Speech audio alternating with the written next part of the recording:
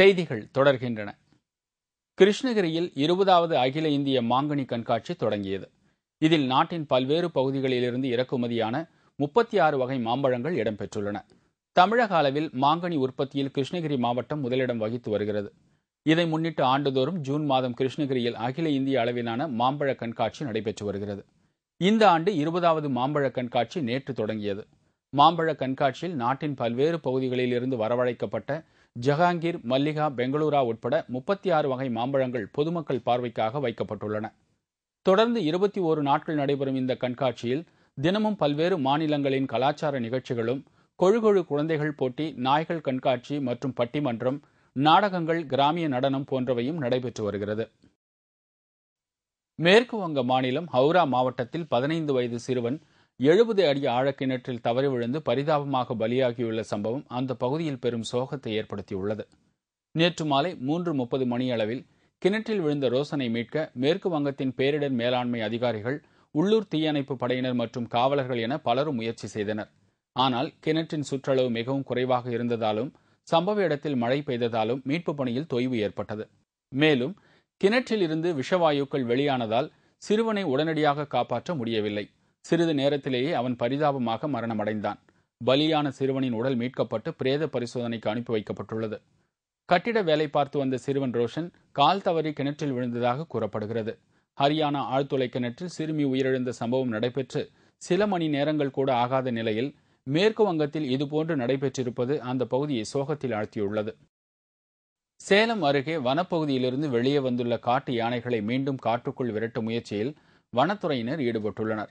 ஆந்திர காடுகளிலிருந்து திசை தவறி வந்த யானை கூட்டம் ஒன்று சேலம் அருகே மேச்சேரியை அடுத்த தேக்கம்பட்டியில் குடியிருப்பு பகுதிகளுக்குள் புகுந்துள்ளது.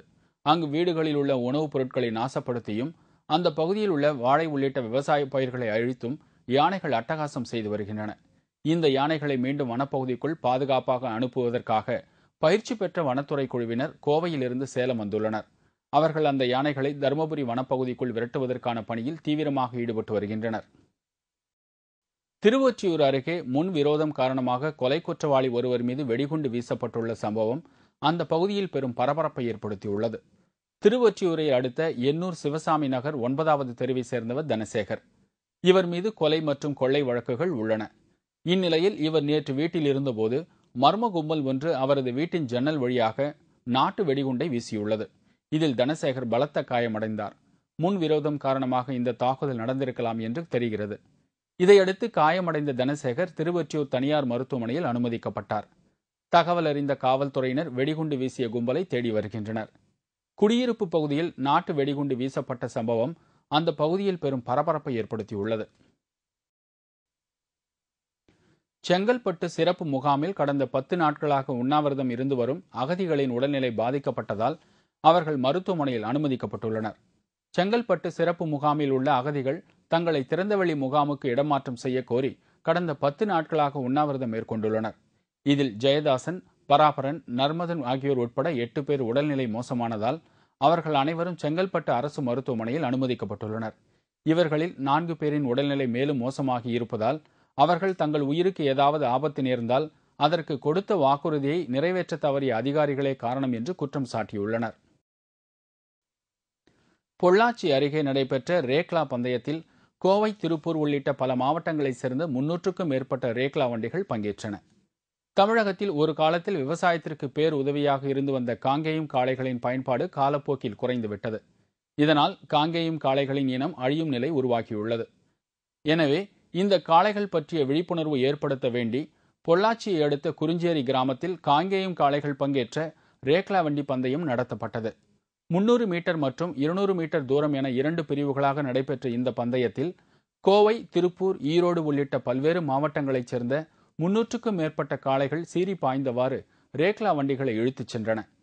இந்த பிரம்மாண்டமான ரேக்லா பந்தயத்தை பொள்ளாச்சி மற்றும் சுற்று வட்டார பகுதிகளைச் சேர்ந்த ரசிகர்கள் ஏராளமானோர் கண்டுகளித்தனர்.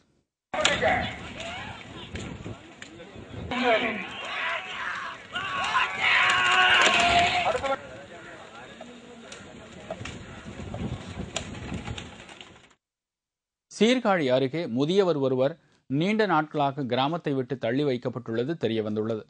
நாகப்பட்டினம் மாவட்டம் சீர்காழியை அடுத்த சித்தி விநாயகபுரம் கிராமத்தைச் சேர்ந்தவர் முத்துசாமி. கூலி தொழில் செய்து வரும் இவர் மகன்களால் கைவிடப்பட்ட நிலையில் அங்குள்ள ஒரு கோவிலுக்கு வரி செலுத்தவில்லை என்று கூறி ஊரை விட்டு ஒதுக்கி வைப்பதாக பஞ்சாயத்தார் அறிவித்துள்ளனர். இதனால் முதியவர் முத்துசாமி 2 கிலோமீட்டர் தூரம் நடந்து சென்று பொருட்கள் வாங்க வேண்டிய அவல நிலைக்கு தள்ளப்பட்டுள்ளார்.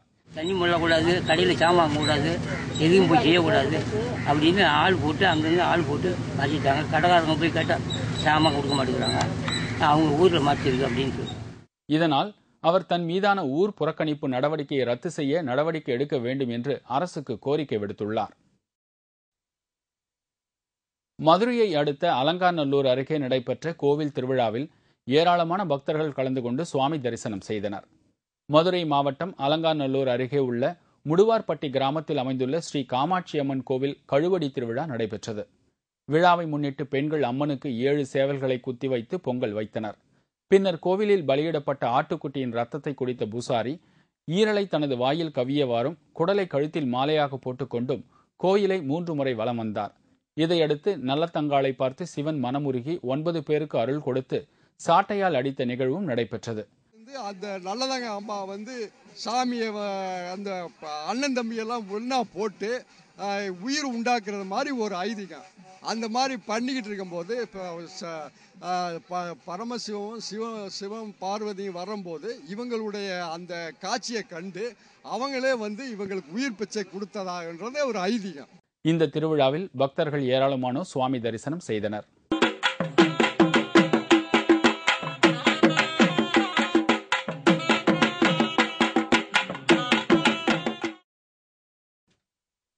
திருச்சி அருகே பெயிண்டர் ஒருவர் திடீரென்று செல்போன் கோபுரம் மீது ஏறி நின்று தற்கொலை செய்யப் போவதாக மிரட்டியதால் அந்த பகுதியில் பரபரப்பு ஏற்பட்டது.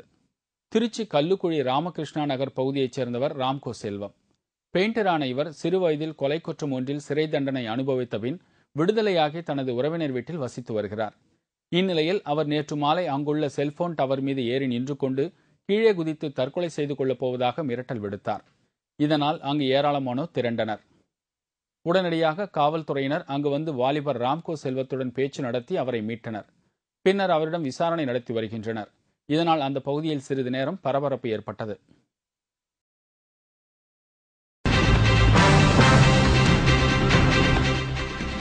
யூரோ கால்பந்து போட்டி.